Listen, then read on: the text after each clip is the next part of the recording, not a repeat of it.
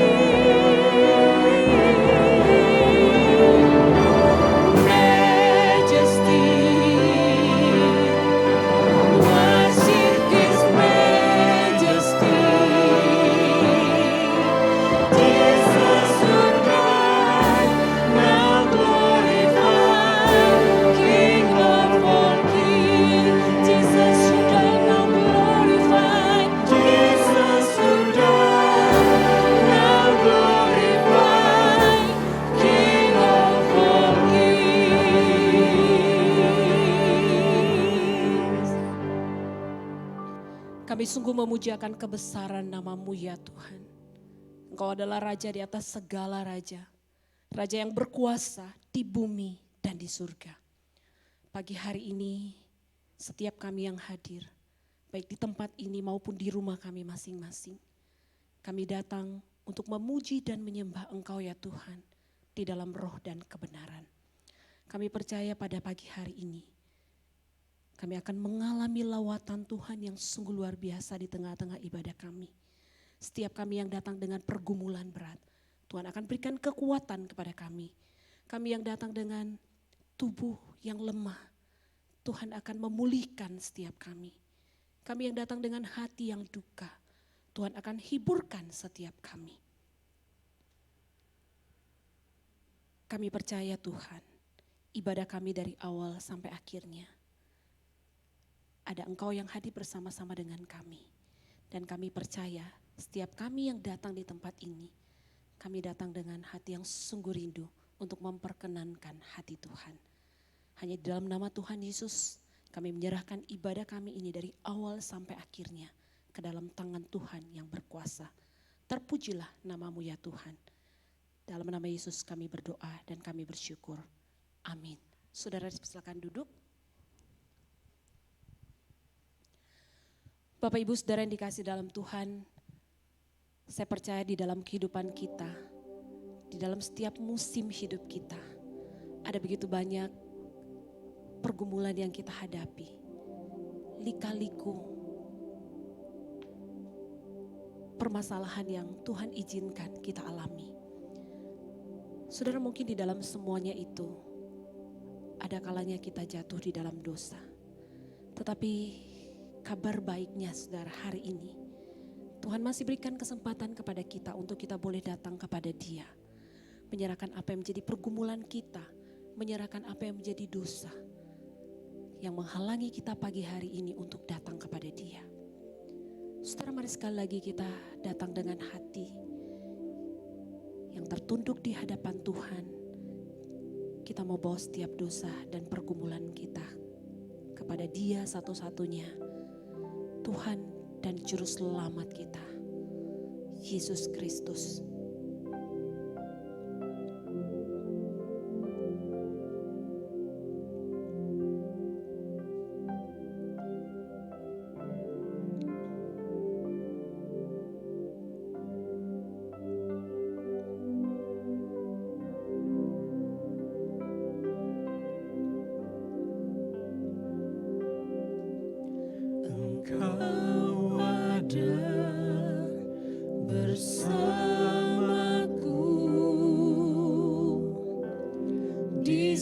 Musim hidupku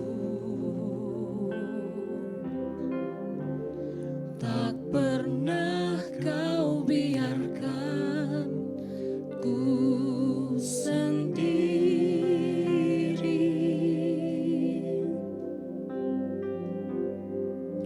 Kekuatan di jiwaku adalah bersama-Mu. Tak pernah ku ragukan kasih-Mu.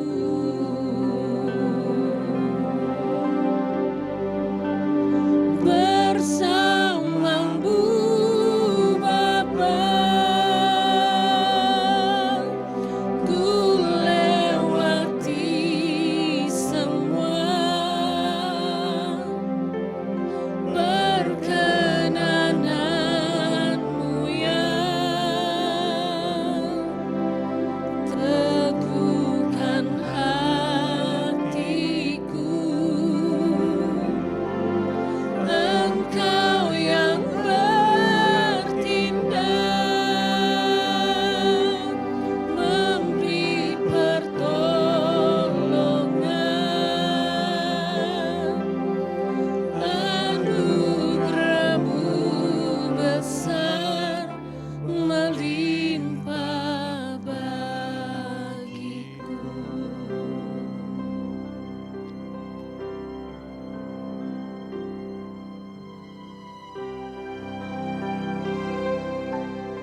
Sekali lagi katakan, Engkau ada bersamaku.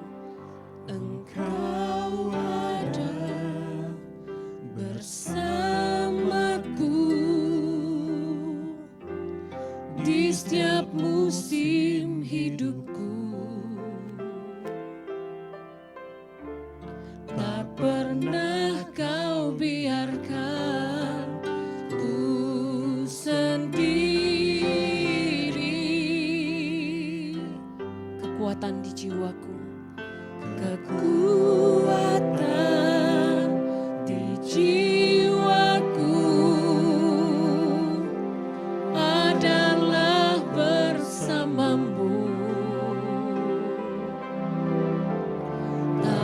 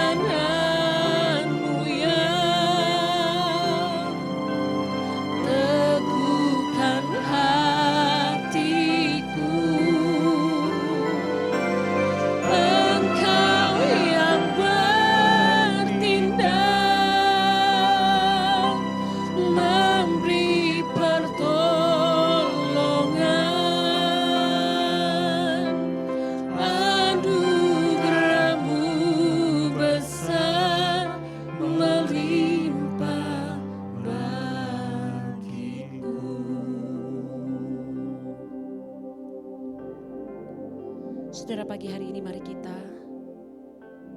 datang secara pribadi di hadapan Tuhan. Mari naikkan apa yang menjadi pergumulan kesusahan di dalam hidupmu.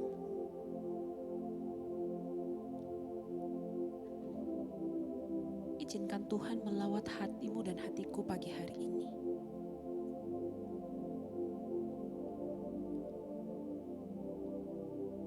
Dan jikalau ada dosa yang kita sembunyikan, biar pagi hari ini kita mau datang jujur di hadapan Tuhan. Kita mohon belas kasihan dan anugerah pengampunan Tuhan bagi setiap kita.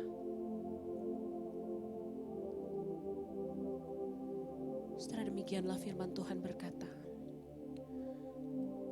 ampunilah kiranya kesalahan bangsa ini sesuai dengan kebesaran kasih setiamu. Seperti engkau telah mengampuni bangsa ini mulai dari Mesir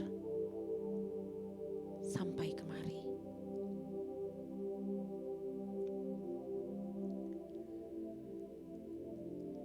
Pagi hari ini kami datang di hadapan Tuhan dengan hati yang tertunduk.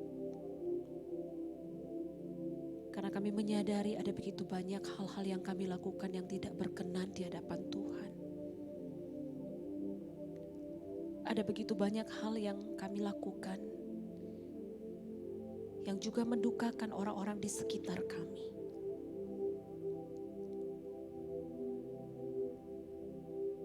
Baik kami lakukan di dalam pikiran kami, perkataan kami, maupun di dalam tindakan kami.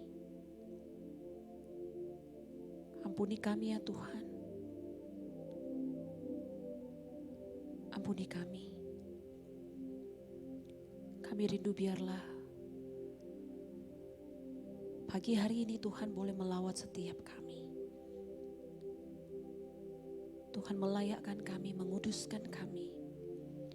Karena kami rindu ya Tuhan, tidak ada satu dosa apapun yang menghalangi kami untuk kami boleh mengalami Tuhan di dalam ibadah kami pagi hari ini. Kami rindu mengalami Tuhan dan berjumpa dengan Tuhan secara pribadi di dalam ibadah kami pagi hari ini. Karena itu sekali lagi kami mohon Tuhan, lawat kami, ampuni kami, dan berikan belas kasihan-Mu kepada kami.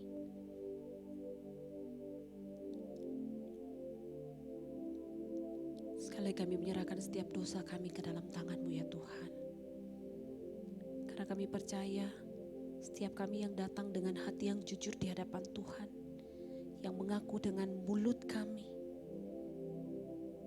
maka anugerah pengampunan dan belas kasihan-Mu Engkau nyatakan dalam kehidupan kami. Dan kami percaya Tuhan, Engkau mengampuni setiap kami.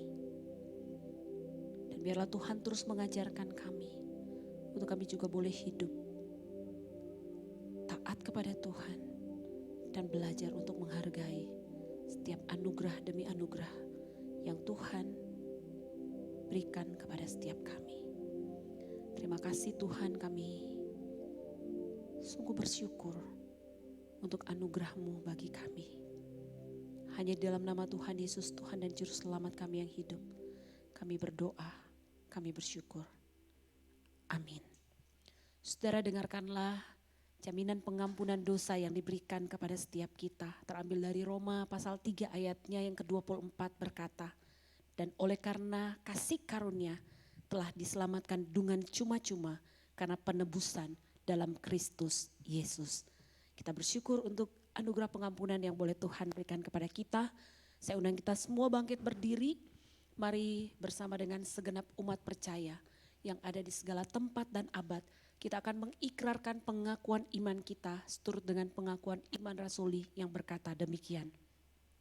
Aku percaya kepada Allah, Bapa yang Maha Kuasa, Khalik langit dan bumi, dan kepada Yesus Kristus anaknya yang tunggal Tuhan kita, yang dikandung daripada Roh Kudus, lahir dari anak darah Maria, yang menderita sengsara di bawah pemerintahan Pontius Pilatus, disalibkan, mati dan dikuburkan, turun ke dalam kerajaan maut, pada hari yang ketiga bangkit pula dari antara orang mati, naik ke surga, duduk di sebelah kanan Allah, Bapa yang Maha Kuasa. Dan dari sana ia akan datang untuk menghakimi orang yang hidup dan yang mati. Aku percaya kepada Roh Kudus, gereja yang kudus dan am, persekutuan orang kudus, pengampunan dosa, kebangkitan tubuh dan hidup yang kekal. Amin. Jemaat dipersilakan duduk, kita akan mempersiapkan hati kita untuk mendengarkan penguraian firman Tuhan.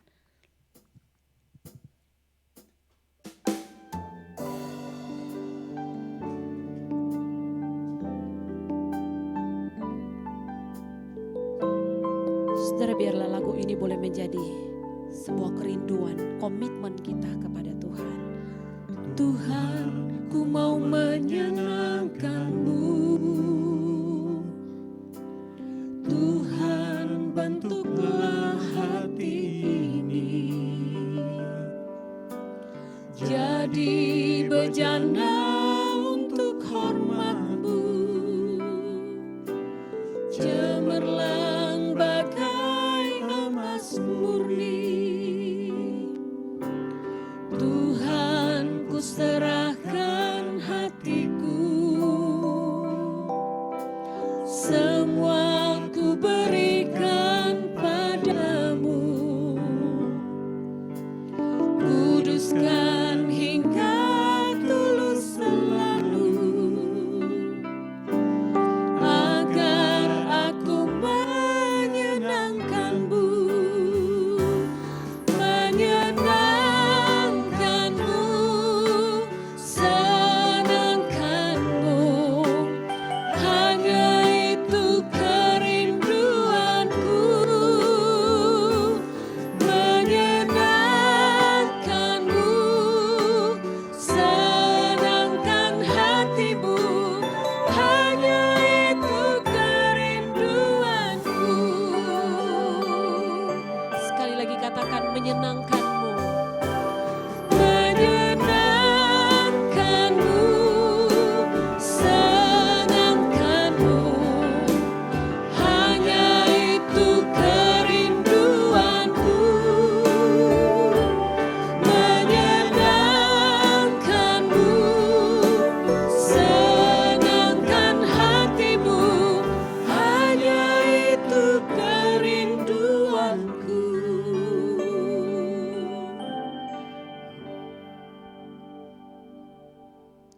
Tuhan, kami sungguh berharap Engkau melihat kami dan Engkau sungguh mendapati kami menyenangkan-Mu. Hamba sungguh mohon Tuhan, apa gunanya kami hidup? Apa gunanya kami ada di rumah-Mu? Apa gunanya bahkan kami melayani, bahkan kami menyampaikan firman-Mu? Tapi sesungguh-sungguhnya Engkau tidak senang terhadap kami. Karena itu hamba sungguh mohon Tuhan, tolong Tuhan, seluruh kami baik hamba-Mu, seluruh jemaat-Mu, Tuhan tolong agar apapun yang kami lakukan, kami sungguh hanya ingin menyenangkan-Mu. Entah itu di rumah, entah itu di pekerjaan, entah itu di gereja, dimanapun Tuhan. Engkau sungguh mendapati kami. Kami hanya sungguh ingin menyenangkan-Mu. Dan termasuk saat ini Tuhan, hamba sungguh berdoa ketika firman disampaikan, Tuhan tolong firman-Mu itu boleh menuntun kami agar hidup kami boleh kembali lebih menyukakan hati-Mu. Berkati kami, berkati hamba-Mu, berkati setiap kami, berkati jemaat-jemaat yang ada di rumah masing-masing. Hadirat-Mu juga boleh Tuhan nyatakan. Dengar doa permohonan kami ya Tuhan, nyatakanlah anugerah-Mu. Hanya di dalam nama Tuhan Yesus, Tuhan berkati kami. Amin. Selamat pagi Bapak Ibu dan saudara-saudara sekalian, dan khususnya jemaat yang ada di rumah masing-masing dan juga beberapa di antara saudara yang boleh join di dalam ibadah di tempat ini. Saudara, tadi ketika mengikuti ibadah ini, saudara ada satu bagian pujian. Eh, Pujian itu judulnya apa ya? Tapi statementnya, kalimatnya adalah Engkau ada di setiap musim hidupku. Engkau ada di setiap musim hidupku. Saudara, ketika saya duduk lalu kemudian pujian itu dinaikkan dan persis di bagian tersebut, kalau nggak salah Christian suaranya cukup sedikit dominan juga begitu ya. Ketika dikombin saya langsung pikir, Tuhan, thanks banget gitu loh, thanks banget gitu loh. Kalau Tuhan ada dalam setiap musim hidupku, maka saudara, apalagi yang kurang? Musim hidup seperti apapun, ketika musim yang begitu cerah atau musim yang begitu kelam, musim yang begitu gelap. Tapi saudara, saya berharap setiap kita diingatkan, terus ingat Tuhan selalu ada di setiap musim hidup kita.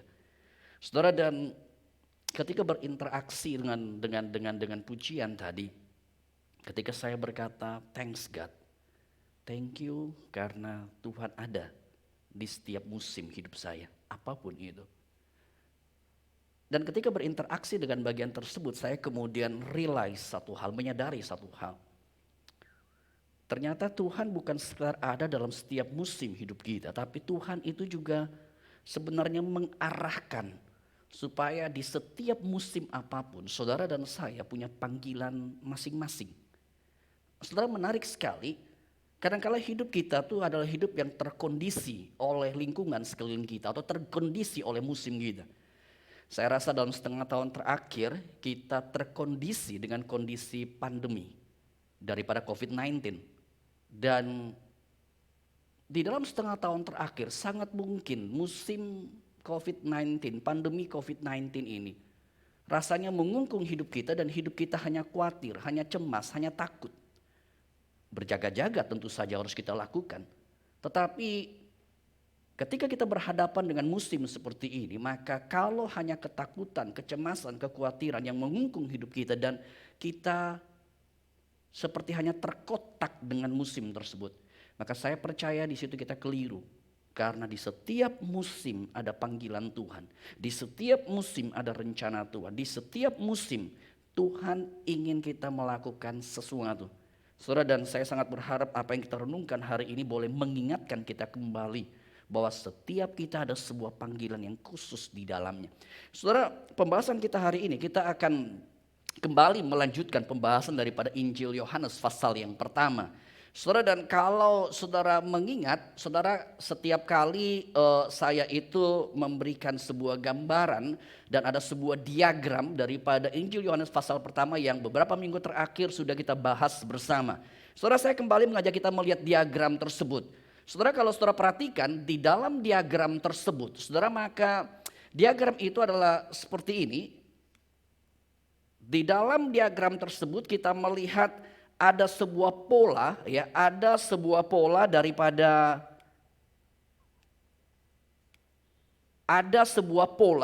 Injil Yohanes. Jadi kita sudah mengurut beberapa bagian dari Yohanes pasal pertama, ayat pertama hingga ayat yang ke-5 dan kemudian ayatnya yang ke-16 hingga ayat 18. Saudara, hari ini pembahasan kita adalah pembahasan yang berkaitan dengan ayat 6 sampai 8 dan ayat yang ke-15 daripada Injil Yohanes pasal yang pertama. Saudara, saya akan mengajak kita melihat Injil Yohanes pasal pertama ayat 6 dan 8 dan juga ayat yang ke-15. Injil Yohanes pasal pertama ayat 6 sampai 8. Saudara, kalau saudara sudah temukan, saya mengajak kita membaca bersama 3 ayat ini. Injil Yohanes pasal pertama ayat 6 dan ayat 8. Kita akan membaca bersama-sama. 1, 2, 3.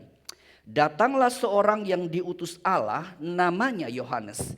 Ia datang sebagai saksi untuk memberi kesaksian tentang terang itu, supaya oleh dia semua orang menjadi percaya. Ia bukan terang itu, tetapi ia harus memberi kesaksian tentang terang itu. Ayat 15 saya akan bacakan. Yohanes memberi kesaksian tentang dia dan berseru, katanya, inilah dia yang kumaksudkan ketika aku berkata, kemudian daripadaku akan datang dia yang telah mendahului aku, sebab dia ada sebelum aku. Saudara-saudara, dalam beberapa pertemuan terakhir ketika bicara mengenai Injil Yohanes pasal yang pertama, saudara, maka kita melihat Yohanes pasal pertama adalah bagian yang sebenarnya boleh kita katakan paralel dengan Kejadian pasal pertama, yaitu sama-sama berbicara mengenai realitas penciptaan. Kejadian pasal pertama Allah menciptakan seluruh isi dunia ini, dan Yohanes pasal pertama Yohanes berbicara mengenai firman yang menjadikan segala sesuatu. Seluruh penafsir Alkitab setuju mengaitkan Yohanes pasal pertama dengan Kejadian pasal yang pertama. Saudara, dan kalau kita melihat ayat 6, ayat 8, ayat yang tadi kita baca, saudara, boleh saya katakan ayat 6 sampai ayat 8 dan ayat 15 ini seperti sebuah intermezzo. Ini seperti sebuah selipan yang tiba-tiba Yohanes kemudian masukin di situ. Jadi kisah Yohanes sama seperti kisah Kejadian, yaitu berbicara mengenai penciptaan. Dan Yohanes pasal pertama fokusnya, sentralnya adalah kepada Kristus. Tapi dalam seluruh rangkaian ayat ini, Yohanes pasal pertama ayat pertama sampai 18, ayat 6 sampai ayat 8, dia menyelipkan atau dia menambahkan atau dia berbicara berkaitan mengenai Yohanes Pembaptis. Mengenai Yohanes Pembaptis. Saudara, ini sebagai sebuah intermezzo. Dan ketika merenungkan intermezzo ini, saudara, saya mendapati ada hal-hal yang sebenarnya Yohanes tidak secara dengan sengaja dengan begitu saja. Tapi ada bagian-bagian yang penting yang hendak menjadi penekanan Yohanes, yang seharusnya juga menjadi bagian di mana saudara dan saya kemudian mengerti tempat Yohanes itu dan tempat setiap kita. Saudara, saya mengajak kita melihat berkaitan dengan intermezzo ini. Saudara, ketika Rasul Yohanes, penulis Injil Yohanes berbicara mengenai Yohanes Pembaptis ini, saudara, clear seperti para penulis Alkitab yang lain. Yohanes berbicara mengenai Yohanes Pembaptis ini adalah seorang yang diutus Allah. Seorang yang diutus Allah. Kalau kita bandingkan dengan Lukas pasal 1, ketika Zakaria itu imam atau ayah daripada Yohanes itu melakukan tugas keimaman tersebut, maka malaikat Allah menampakkan diri kepada dia dan malaikat Allah berbicara mengenai istrinya Elisabeth yang akan mengandung. Saudara, dan ketika berbicara mengenai Elisabeth yang akan mengandung, malaikat menegaskan anak ini akan menjadi anak yang spesial. Anak ini akan menjadi anak yang khusus. Anak ini sejak dalam kandungan ibunya, Roh Kudus akan menguasai dia. Saudara, dan bagian daripada pemberitaan malaikat ini adalah sebuah bagian yang menjelaskan bahwa Yohanes memiliki special calling. Yohanes memiliki sebuah panggilan yang khusus. Ketika dikatakan Yohanes diutus oleh Allah, ketika Rasul Yohanes menempatkan intermezzo ini, menempatkan mengenai Yohanes Pembaptis ini, maka Rasul Yohanes memberikan penegasan yang pertama adalah Yohanes Pembaptis memiliki tugas yang spesial. Yohanes Pembaptis memiliki special calling. Saudara, dan kita harus tegaskan, ini bukan bagi semuanya. Ini hanya khusus bagi Yohanes. Dan saudara, di dalam kehidupan kita, maka kita mendapati ada orang-orang yang memang seperti Yohanes. Ada orang-orang yang memiliki tugas yang khusus seperti itu. Saudara, tetapi kalau saudara melihat dalam Injil Yohanes pasal pertama, saudara, menarik sekali bahwa keunikan atau tempat atau kekhususan. Jadi salah seorang penafsir, Herman Ridderbos, dia berkata, Yohanes memiliki sebuah tempat yang unik dalam rencana keselamatan Allah, sejarah keselamatan Allah itu. Tapi kalau saudara membaca Injil Yohanes pasal pertama, saudara akan mendapati seperti ini. Jadi Yohanes 1 ayat 1 sampai 18 itu bicara mengenai kisah penciptaan. Ayat 19 sampai ayat 28 itu bicara lagi, saya katakan bicara lagi mengenai Yohanes Pembaptis. Saudara, sehingga yang menjadi pertanyaan kita ini seperti ada sebuah double story. Jadi ayat 6 sampai 8 dan juga ayat 15, berita mengenai Yohanes Pembaptis itu sudah dinyatakan. Tapi pertanyaannya, kenapa ayat 6 sampai 8 sudah dinyatakan? Lalu selesai perikop yang pertama ayat 1 sampai 18 itu, lalu masuk ayat 19, kok penulis daripada Injil Yohanes bercerita lagi mengenai kisah Yohanes. Kenapa mesti double seperti itu? Kenapa rasanya ayat 6 sampai 8 gak cukup, lalu ayat 19 sampai 28 perlu ditambahkan lagi? Mengapa harus berulang seperti itu? Saudara, ketika saya pribadi mencoba untuk merenungkan ayat dari firman Tuhan ini dan membaca beberapa bagian-bagian commentary, beberapa bagian penafsiran, saya kemudian mulai melihat, oh iya ya, ternyata Injil Yohanes pasal pertama ayat 1 sampai 18 yang sebenarnya paralel dengan kejadian pasal yang pertama tersebut, kisah penciptaan, ayat 19 sampai 28 bukan lagi kisah penciptaan, itu sudah kisah Yohanes Pembaptis. Ketika dua bagian ini diparalel dan ketika dua bagian ini penulis Injil Yohanes berbicara mengenai Yohanes Pembaptis, saya kemudian mulai mendapati ternyata sama seperti kejadian pasal pertama. Kejadian pasal pertama tidak sekedar berbicara mengenai kisah penciptaan. Jadi ada sebuah paralel di situ. Jadi kalau Yohanes pasal pertama kisah penciptaan, lalu ada kisah Yohanes Pembaptis, maka dalam kejadian pasal pertama selain kisah penciptaan juga ada kisah sesuatu yang ditampilkan di situ. Yaitu kisah apa? Dalam kejadian pasal pertama bukan hanya bicara mengenai kisah penciptaan, tapi di situ juga ada bicara mengenai kisah Adam dan Hawa. Saudara, dan di sini terletak sebuah paralel yang perlu kemudian kita perhatikan di situ. Boleh kembali ke PowerPoint. Kalau saudara perhatikan, maka di dalam bagian ini kita melihat bahwa ada sebuah paralel. Nah, paralelnya adalah seperti ini. Kalau Yohanes Pembaptis, paralelnya Yohanes Pembaptis berbicara mengenai Yohanes yang membuka jalan. Yohanes yang membuka jalan menjadi saksi bagi terang, menjadi saksi bagi Kristus. Maka dalam kejadian pasal yang pertama bicara mengenai selain penciptaan itu ada Adam dan Hawa yang diminta oleh Allah beranak cucu, penuhi bumi, taklukkan itu. Jadi Yohanes, Injil Yohanes 1 ada Yohanes Pembaptis, kejadian pasal 1 ada Adam dan Hawa. Dan dua pribadi ini atau tiga pribadi ini karena ada Adam dan Hawa, lalu ada Yohanes Pembaptis, mereka punya role yang berbeda. Tetapi role ini disejajarkan. Yohanes punya role menjadi saksi bagi Kristus. Adam dan Hawa mempunyai role beranak cucu, penuhi bumi, taklukkanlah bumi. Role ini disejajarkan. Saudara, dan sebenarnya di dalam bagian ini Alkitab ingin memberikan penegasan kepada kita. Ternyata dalam kehidupan kita ada orang seperti Yohanes, ada bagian seperti Adam dan Hawa. Kita punya different role. Kita punya peran yang berbeda, tetapi kita punya sebuah calling yang sama. Saudara, di dalam teologi kita mengenal ada yang namanya special calling dan general calling. Special calling maksudnya adalah ada orang yang secara khusus seperti saya dipanggil menjadi hamba Tuhan. Ada saudara yang sebenarnya hanya jemaat begitu loh. Saudara cuma hanya jemaat. Tetapi baik hamba Tuhan, baik jemaat, Kejadian dan Yohanes. Kejadian 1 dan Yohanes 1. Mereka mensejajarkan. Ada Yohanes Pembaptis, tapi ada Adam dan Hawa. Ada Yohanes Pembaptis, tapi ada Adam dan Hawa. Dan kesannya Adam dan Hawa ini kan cuman beranak cucu. Kesannya Adam dan Hawa ini cuman penuhi bumi. Kesannya Adam dan Hawa ini cuman menaklukkan bumi.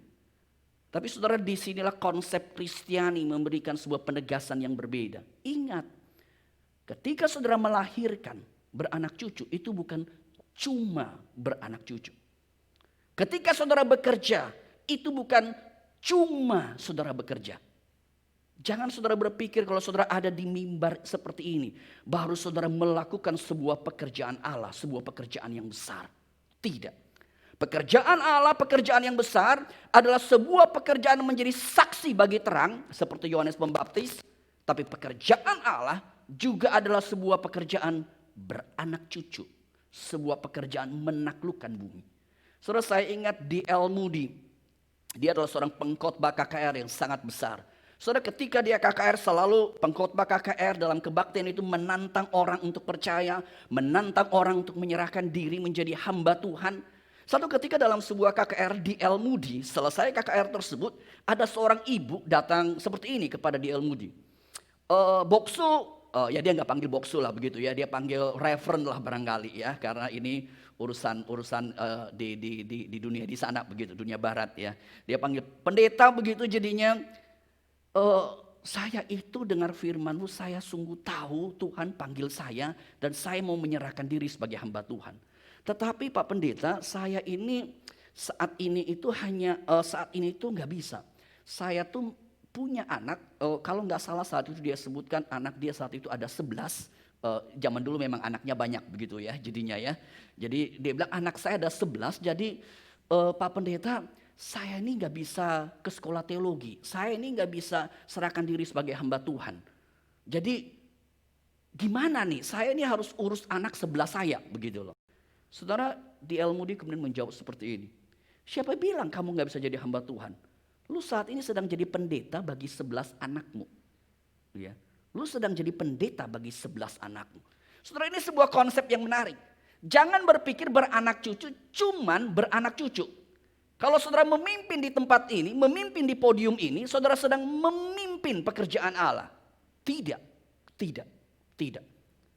Dan begitu banyak sejarah menunjukkan ada wanita-wanita yang luar biasa mendidik anak-anak itu.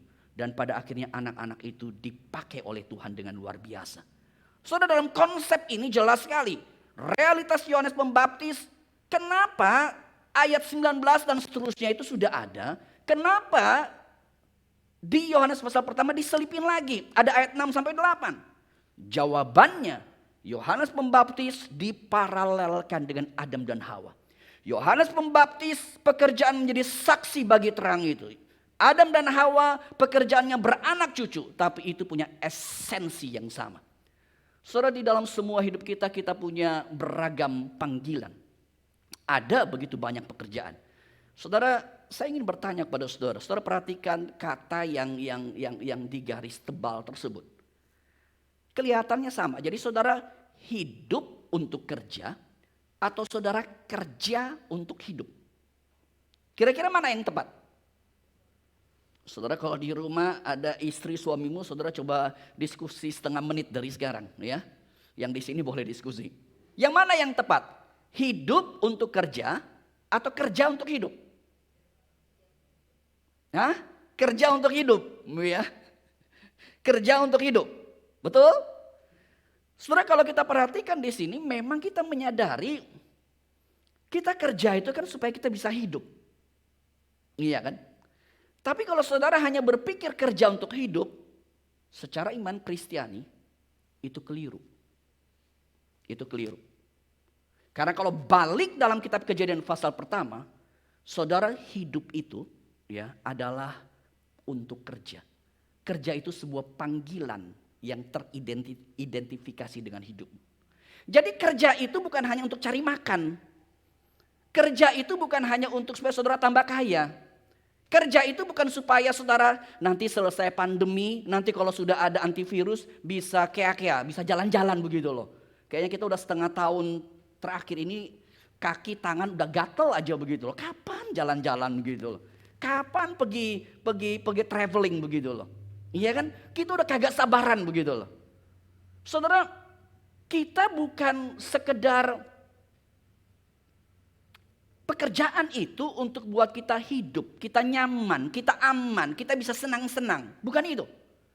Tapi esensi hidup itu adalah sebuah esensi berkaitan dengan kerja. Saudara, di dalam bahasa Inggris kata kerja itu selain kata job, selain kata work ya, tapi ada satu kata di situ, kata yang penting, yaitu vocation. Kata vocation adalah sebuah kata yang diterjemahkan dalam bahasa Inggris juga artinya ya pekerjaan. Ya jobmu apa, kerjamu apa. Nah saudara, sebenarnya kata vocation itu adalah kata yang menarik. Karena kata vocation tersebut adalah sebuah kata yang berasal dari bahasa Latin. Vocare atau voco artinya apa? Calling, sebuah panggilan. Jadi kita kerja itu karena ada sebuah panggilan. Sebuah panggilan. Entah itu special calling seperti Yohanes yang khusus menjadi hamba Tuhan, menjadi pelayan Tuhan, atau general calling. Sebuah panggilan yang sebenarnya kita punya calling di situ juga yang harus kemudian kita lakukan. Yang harus kita lakukan. Saudara, dan inilah menjadi konsep daripada iman Kristen. Kalau saudara ingat Martin Luther, salah satu konsep yang terkenal Martin Luther adalah priesthood of all believers.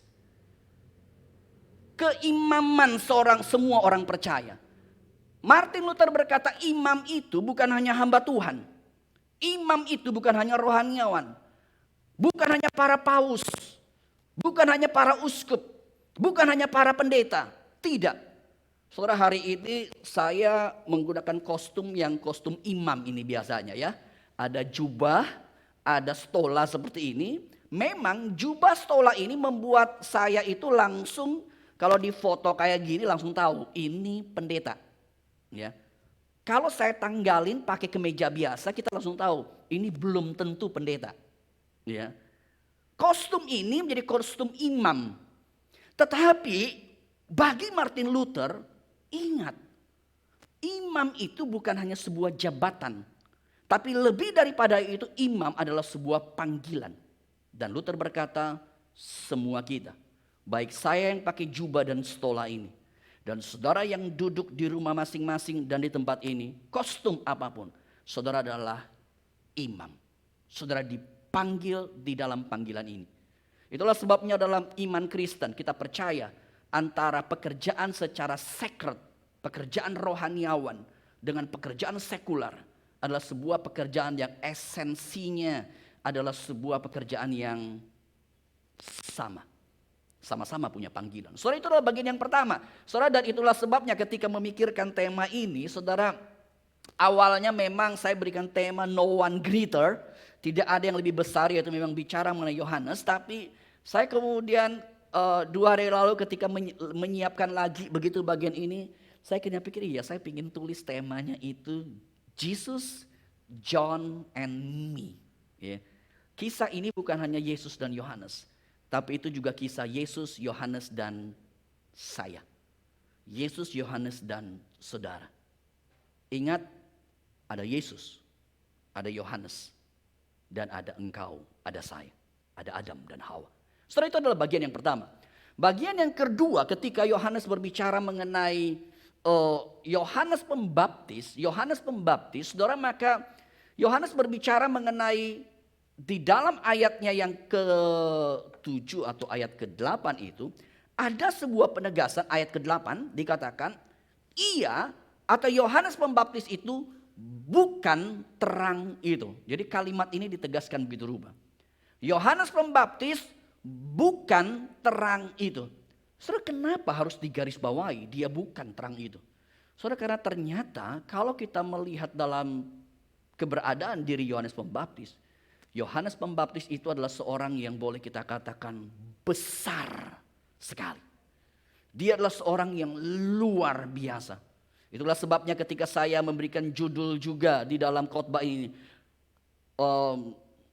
Judulnya apa tadi? No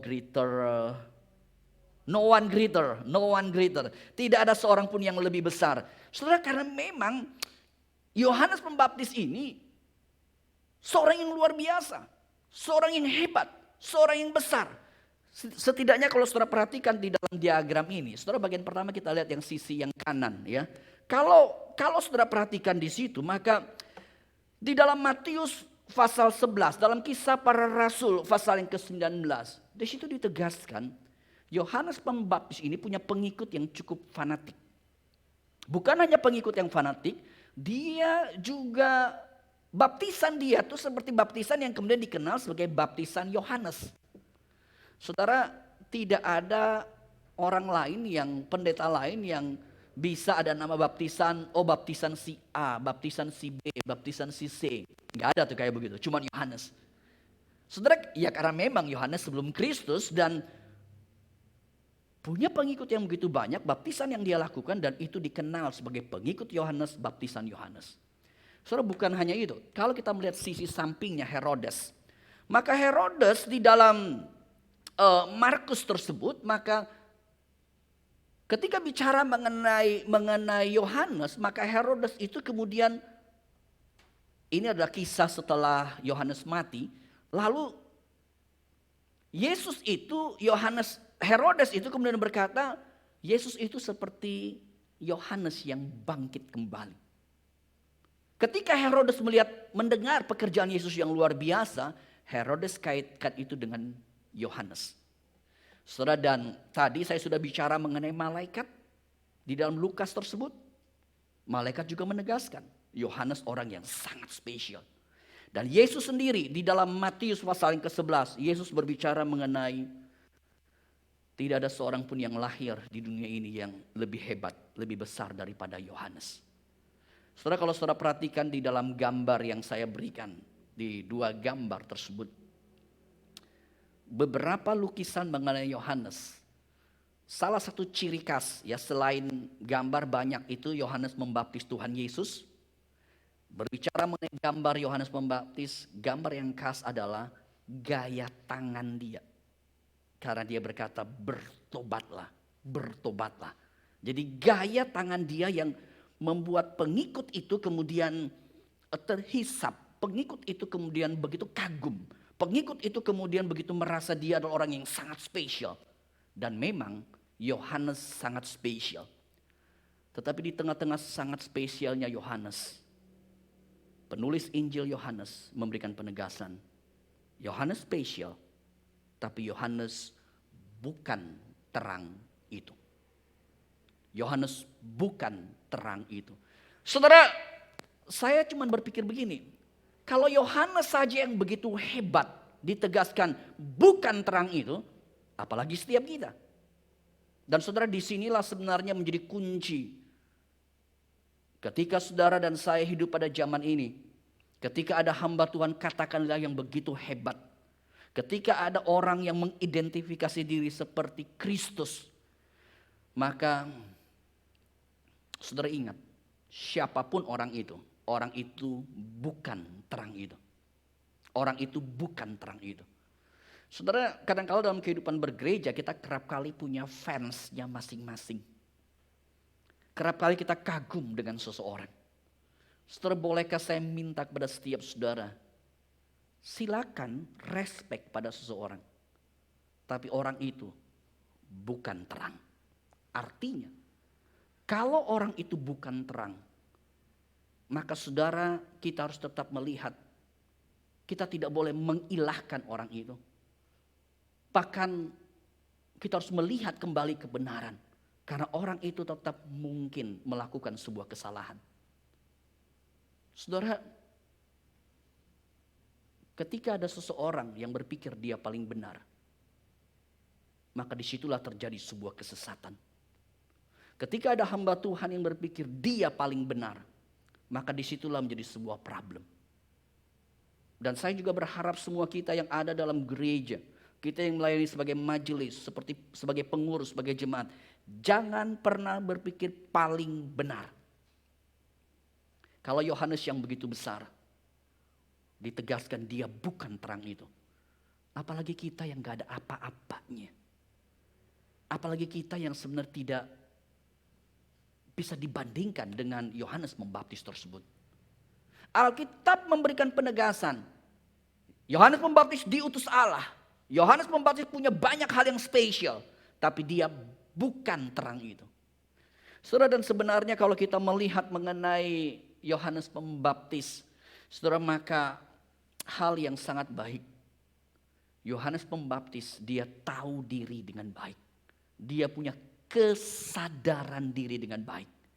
Saudara, kalau saudara perhatikan di dalam catatan Injil Yohanes, kesadaran itu sangat dominan.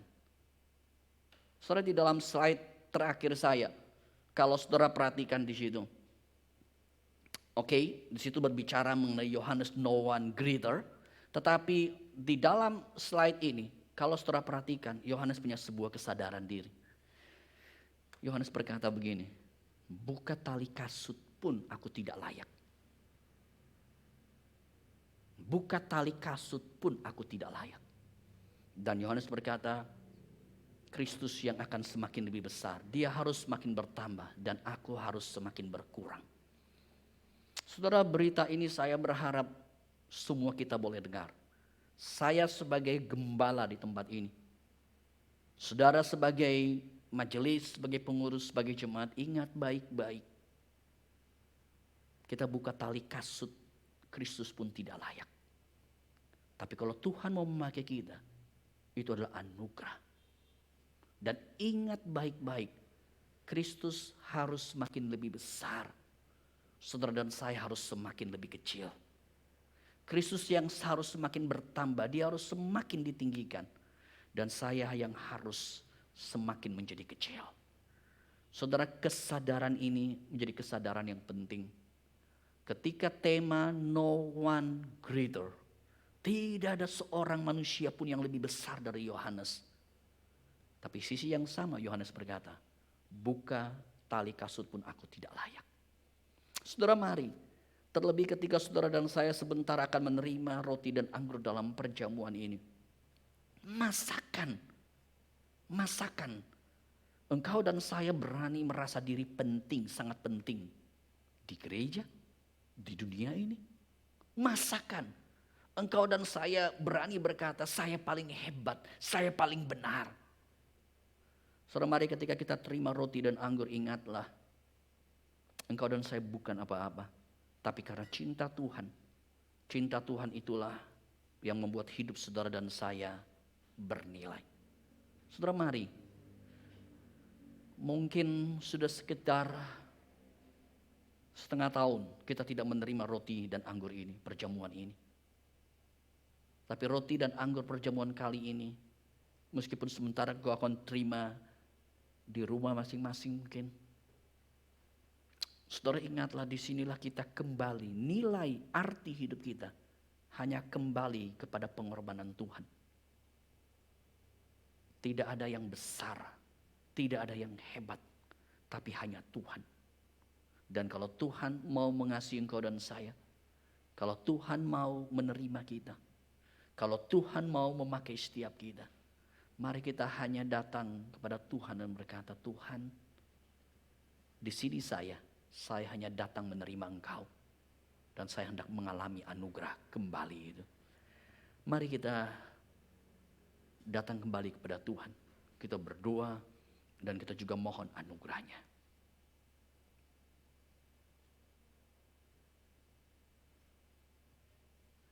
Kami sesaat lagi akan menerima roti dan anggur. Hamba sungguh berdoa kami diingatkan kembali bahwa kami adalah orang-orang yang tidak berguna. Ampuni kami kalau kadangkala ego kami berpikir kami begitu luar biasa, kami begitu penting di gereja, di rumah, di pekerjaan, kami merasa begitu hebat. Tuhan, bawa kami kembali untuk mengingatkan. Hanya cinta Tuhan, hanya pengorbanan Tuhan yang membuat nilai hidup kami itu ada. Tuhan, kami bersyukur untuk anugerah-Mu.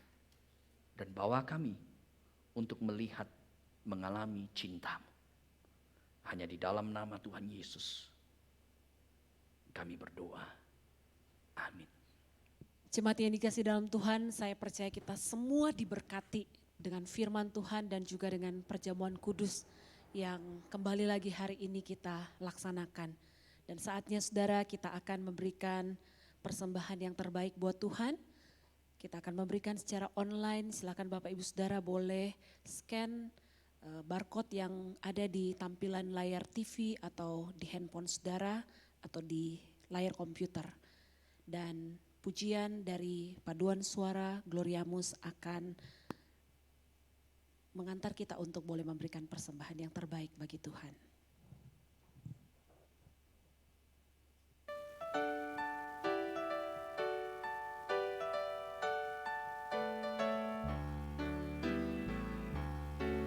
My heavenly home is bright and fair. I feel like traveling on. Nor pain nor death can enter there. I feel like traveling on. Yes, I feel like traveling, traveling on. I feel like traveling, traveling on. My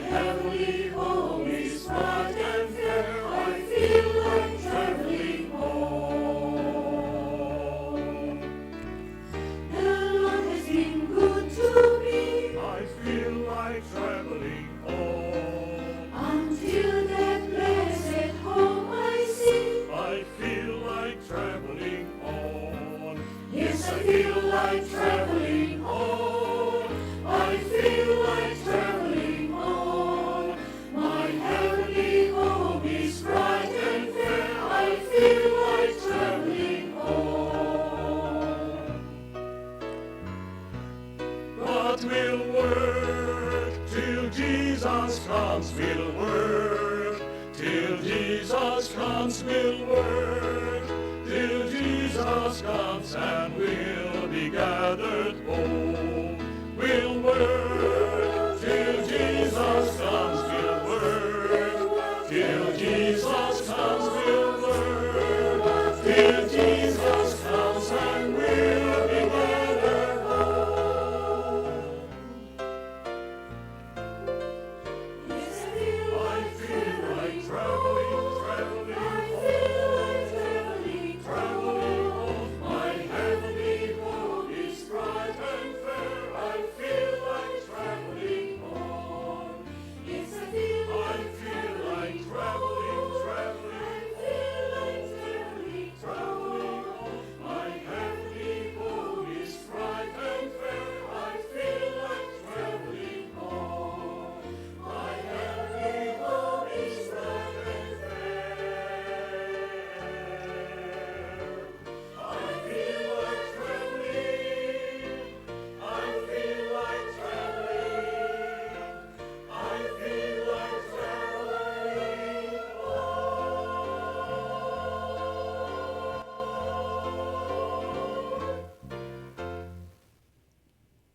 Mari kita berdoa.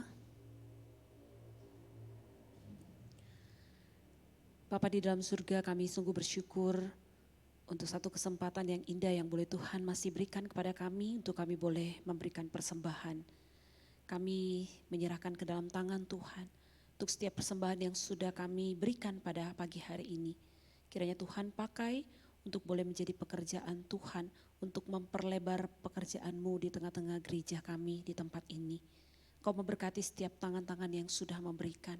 Berkati segala pekerjaan mereka, aktivitas mereka, apapun yang mereka lakukan ya Tuhan. Biar setiap apa yang mereka kerjakan, semuanya juga boleh menjadi berkat dan boleh memuliakan nama Tuhan. Berkati untuk setiap para majelis yang Tuhan percayakan untuk mengelola persembahan ini. Biar mereka juga boleh mengelola dengan baik, dengan hikmat, dan semuanya boleh mereka pertanggungjawabkan kepada Tuhan. Terima kasih, kami sungguh bersyukur untuk kesempatan pada pagi hari ini kami boleh memberikan persembahan yang terbaik bagi Tuhan. Hanya di dalam nama Tuhan Yesus, Tuhan dan Juru Selamat kami yang hidup, kami berdoa, kami bersyukur. Amin. Kita akan mendengarkan warta jemaat.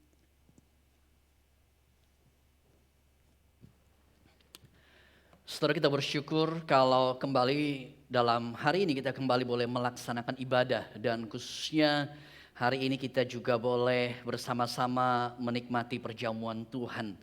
Saudara, dan biarlah saudara meskipun mengikuti di rumah, menikmati perjamuan di rumah, saya sungguh berdoa Tuhan boleh menolong kita untuk kita terus terarah kepada cinta Tuhan. Kita terus terarah kepada cinta Tuhan. Saudara, ada beberapa hal yang perlu kita perhatikan bersama dalam ibadah ini. Saudara, yang pertama adalah setiap kali minggu pertama dan minggu ketiga, kesempatan ketika saya menyampaikan firman, saudara, maka setelah itu hari Rabunya, berarti Rabu nanti ini, saudara, kita kembali akan live streaming melalui YouTube, di mana menjadi kesempatan sebuah kesempatan yang kami sebut dengan KG@KG, Kongko Gembala @Kelapa Gading. Saudara, di mana bagi saudara yang mendengar firman dan mungkin ada pertanyaan, mungkin ada hal yang entah saudara rasa kok kenapa begini ya seperti itu, maka saudara pakai kesempatan itu dengan baik. Jadi Rabu nanti jam 7 saudara kita akan pakai kesempatan untuk berdialog. Boleh kongko, boleh ngobrol-ngobrol, dan saudara juga boleh memberikan mungkin kesaksian berkaitan apa yang saya sampaikan. Saudara, iya benar loh, ini yang Pak Tommy sampaikan, iya loh begini seperti ini. Dan itu akan semakin memperteguh, memperkuatkan iman kita dalam perjalanan mengikuti Tuhan. Dan saudara kemudian boleh next, hari Sabtu, 2 Sabtu akan datang, saudara kita akan mengadakan satu acara yang baik. Saudara, ini pasutri di gereja kita sebulan dilakukan sekali, dan saudara tema yang diambil itu sukses di luar, gagal di dalam. Dan Bapak Christian Kartawijaya akan memimpin kita dalam acara Zoom pasutri ini. Pak Christian Kartawijaya, saya mengenal keluarga ini dengan begitu baik, dan beliau setahu saya adalah CFO ya. Jadi berkaitan finance officer daripada Indosmen kalau tidak salah. Dan keluarga ini melayani Tuhan luar biasa, keluarga ini. Saudara boleh join bersama. Dan kemudian boleh next ditampilkan beberapa activity kita hari Minggu. Sebentar nanti sekolah minggu mereka akan melakukan juga kebaktian sekolah minggu. Dan kemudian Kaleb hari Selasa nanti. Dan setelah Kaleb kemudian ada acara komisi wanita. Saudara boleh mengikuti ceramah kesehatan yang akan dilakukan Jumat. Dan pemuda mereka juga akan mengadakan acara juga di dalam pemuda. Ya, saudara boleh hadir bersama-sama di dalam beberapa acara tersebut.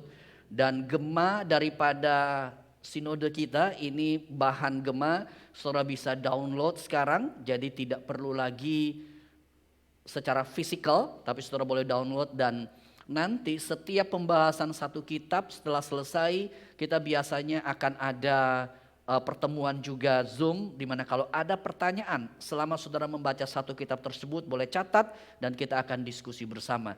Dan terakhir adalah berkaitan dengan warta jemaat elektronik daripada gereja ini. Saudara harap saudara boleh perhatikan warta gereja elektronik itu nanti akan dikirim kepada setiap saudara secara otomatis baik link ataupun PDF. Dan tolong perhatikan nomor telepon yang tertera di situ.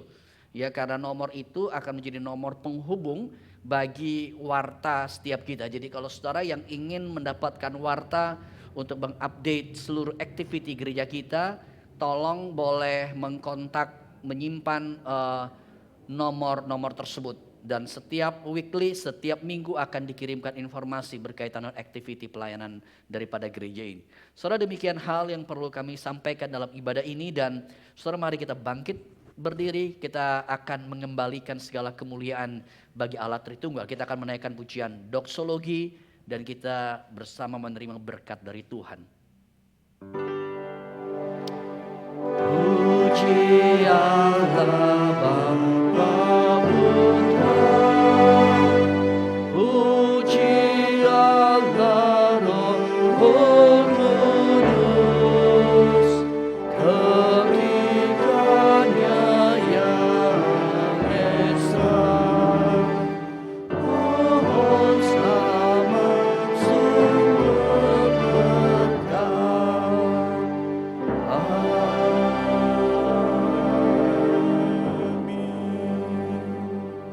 Tuhan, Engkaulah sumber berkat kami. Tuhan, Engkau adalah sumber kekuatan kami. Karena itu kami menengadahkan hati kami kepada Tuhan. Dan kami hendak menerima berkat-Mu. Kasih setia daripada Allah Bapa, Allah yang selalu memelihara setiap anak-anaknya. Serta anugerah daripada Tuhan kita Yesus Kristus. Tuhan yang datang memberikan dirinya untuk engkau dan saya. Serta penyertaan, bimbingan, pertolongan daripada Allah Roh Kudus. Berkat Allah Tritunggal turun atas hidupmu masing-masing. Menyertai engkau dalam setiap langkah kakimu. Apapun yang engkau buat, keluar masukmu dalam kehidupanmu, dalam rumah tanggamu. Cinta Tuhan, berkat Tuhan menyertai engkau semuanya. Berkat Allah Tritunggal itu turun atas hidupmu masing-masing. Mulai saat ini sampai selama-lamanya. Amin. Amin.